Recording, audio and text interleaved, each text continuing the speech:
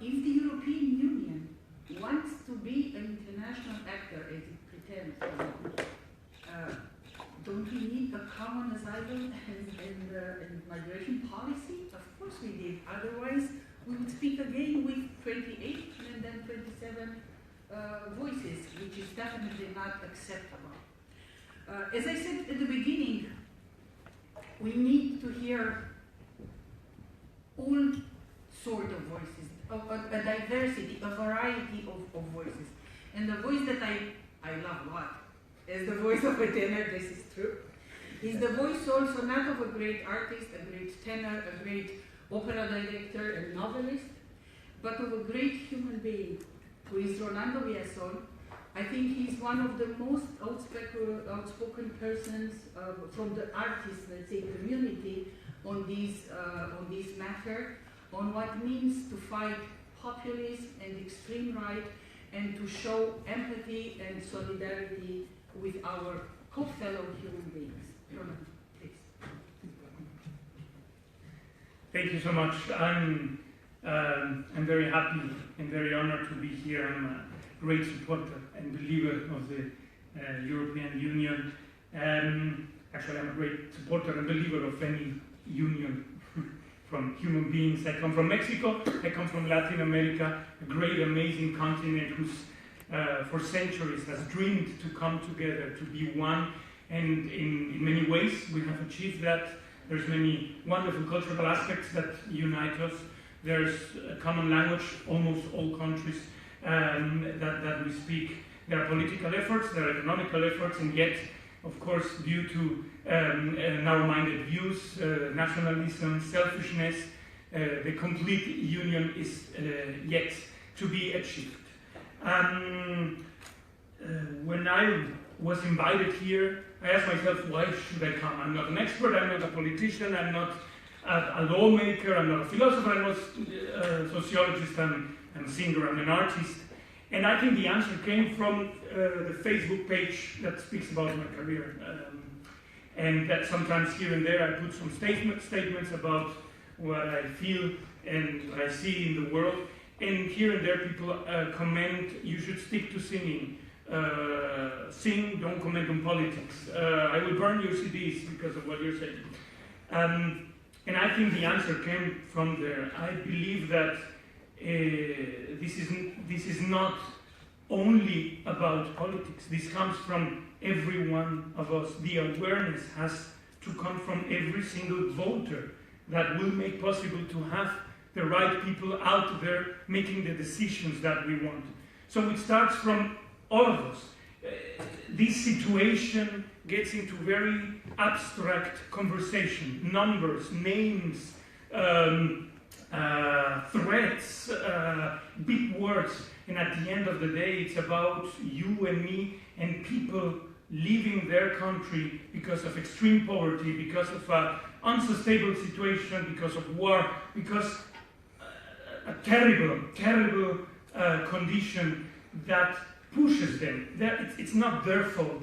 They're just escaping it and just saying, please help. This is something that any of us would do, might do, because we don't know what the future holds.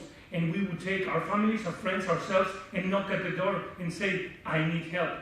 So for me, that's very important, that it's about each of us, how do we react in front of this so-called crisis. Being said so-called, I say it because, yes, there are people moving, but this is how our societies have been born. All our culture, all our countries, all who we are comes out of migration. Multiculturalism is not a political project.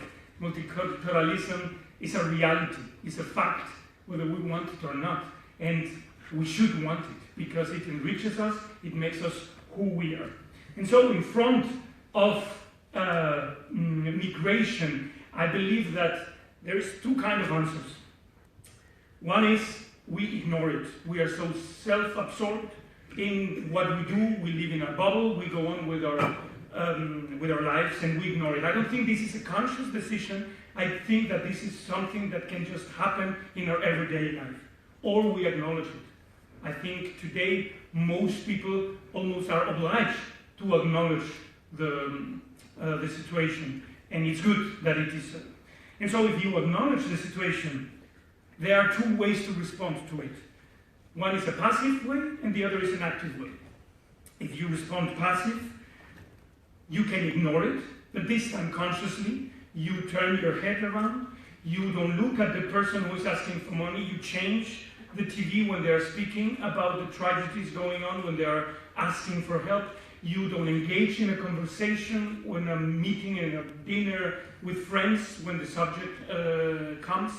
You just try to go on with your life, just as the first one, ignoring it, but this time consciously.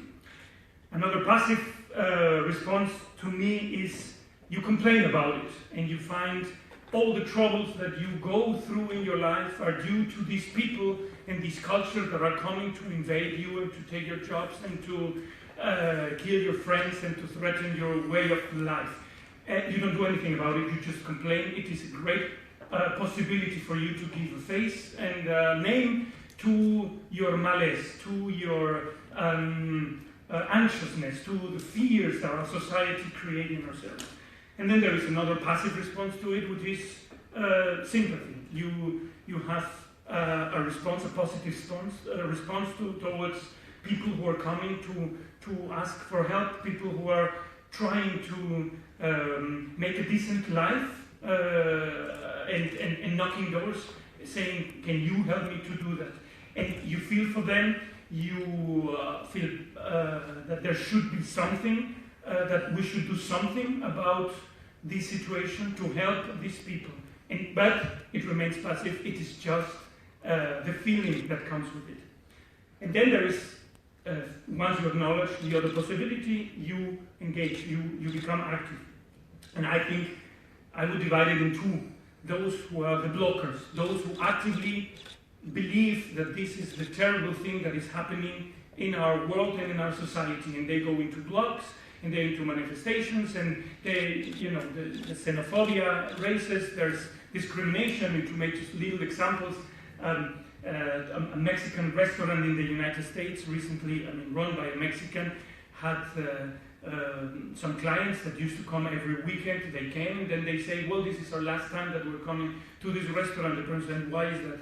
Because you're Mexican, and this place is run by Mexicans. So the political ambiance in the country has allowed these people to say these kind of things. This is what we're living also here in Europe. This is what we're living around the world. When leaders of the world are speaking in ways that were unacceptable some years ago, unacceptable. But when leaders of the world now speak with this rhetoric, then it permeates into our society, and then individuals come and speak like this. So these blockers have many ways, of course, of acting against this movement. And then if you acknowledge it, if you are active about it, and then you become a helper, I have had the great luck of encountering many of these helpers. I have a good friend in Paris, Jim, and his family. Every Wednesday he goes and gathers food from restaurants that they will not use, and that they have an expiration date, and they will throw it away, although it's food that it's perfectly fine. And they go around the city and they give it to people who are in need. These are friends who are also engaged with refugee centers. These are friends who are trying to make a difference. Small gestures, big gestures, the way you want to see it. I would say that probably it's not the big policies, it's just the way you engage with a reality. I am an ambassador of the Clown Doctors, the Rote Nasen, and I go with them since many years to hospitals as Rollo the Clown. What they do is they go to hospitals, they bring laughter and they bring joy and colors to children in very sad situations. And what they have been doing for the last years is they go also to refugee centers. And I have been able to go with them. I have been able to hear the stories, to see the children laughing, to see the families, and to see these wonderful people who are just waiting for a chance. These people who are ready to do anything decent, of course, anything for their family, for their situation, and for the country that will open their arms to receive them.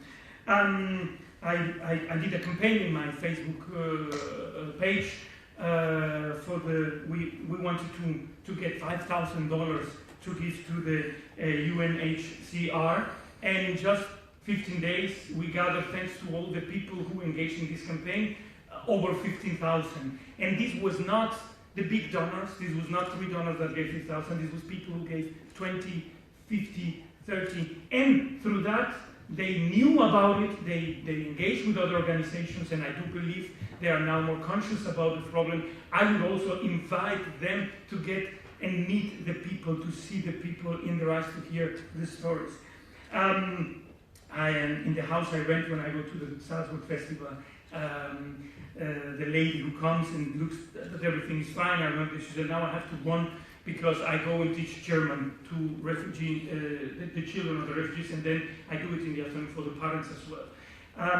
My manager, Judith Neuhoff, she works every Monday in a refugee center, and she works with the children, she creates activities for them. She has been helping a lot of the refugees to help in the incredibly difficult bureaucratic process of staying. I mean, sometimes they are not able to stay just because they don't understand the laws, just because they don't understand what has to be done. And it takes one person who speaks the language, not knowledgeable about it, but just one person who's able to talk to somebody and say, no, what we need is this.